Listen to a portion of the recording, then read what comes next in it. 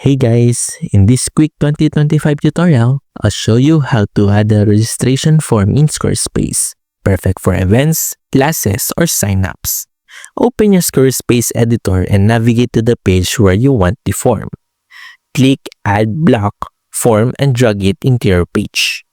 Customize the form fields, name, email, phone, or any custom questions you need. Set up storage options, like responses to Google Sheets, MailChimp, or Squarespace email campaigns.